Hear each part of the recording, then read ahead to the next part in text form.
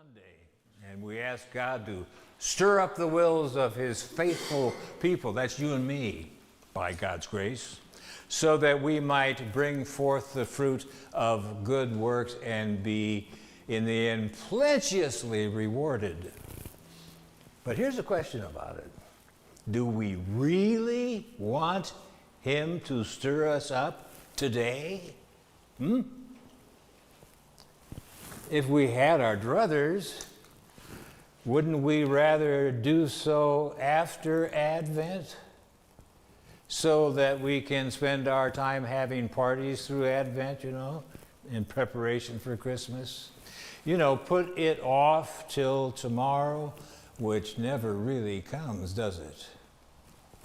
Even if we do want to be stirred up this day, and I hope we all do we believe it possible? Or are we like the two disciples in the gospel narrative from John, who could not comprehend how 5,000 people, or a very large group indeed, could be fed that particular day and in that particular place? That's poetically powerful, I think, that we hear of such an occurrence so close to the day when more than a handful of folk in these United States gain a pound or two or 3 or 4 or 5 or 6 pounds feeding on tom turkey. That was a great day, wasn't it, for many of us? Are we like Philip and Andrew, or are we like Jesus? Do we see problems only and roadblocks, or by God's grace, do we remove obstacles and in so doing experience the miraculous presence of God in our midst and in this life? Either we are God's people who by his grace move mountains, and we can and we have, or we limit ourselves by seeing things only in a temporal light, and thereby make choices which represent more than a modicum of mediocrity. Who wants to be mediocre? I don't think any of us do. And yet that is precisely what we do when we turn our back on God, or at the very least ignore him in our life. Now Jesus asked Philip, "Whence shall we buy bread that these may eat?" And Philip, he thought a minute, and then he said, well, 200 pennyworth of bread isn't enough for them that everyone can take a little. Okay, Philip missed the point, didn't he? Jesus asked Philip in order to prove him, to test him. But the only thing proven was that Philip still had a lot to learn. He looked to his purse for the answer instead of looking to Jesus. Andrew, whom we celebrate his feast day this Thursday, he was a little bit better, but not much better. Andrew said, "There's a lad here who has 5 barley loaves and 2 fish, but what are they among so many?" The grand disclaimer, but. When you hear that word, you better get ready to duck, because somebody's not going to do things that you thought they might do. So from Andrew's perspective, what the boy had was not enough to make a difference. So why do it? Why try?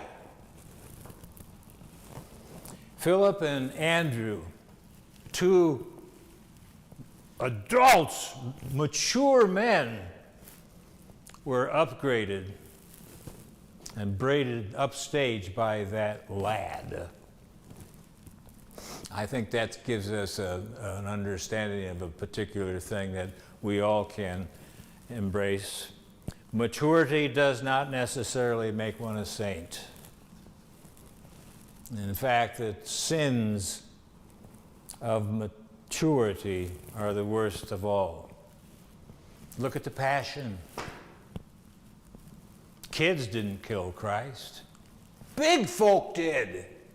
We did. Who should have known better, but didn't. The acceptable number of excuses that you and I can raise to justify sin, and this is a very important thing, the accepted number of excuses we raise to justify sin shrinks with our age.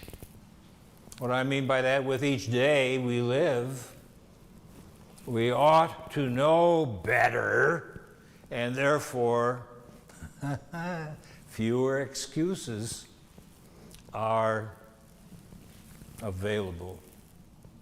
If we live our life like that, we'll go on Christ, won't we? Lives are wrecked and hearts are broken when we say we can't do what we ought to do, and when we do those things which we ought not do. All is not lost.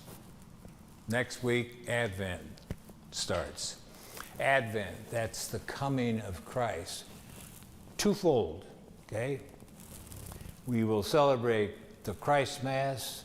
That's the Incarnation, magnificent day. Or this may be the Advent that we see Christ come again to judge both the living and the dead. It's called the Second Coming.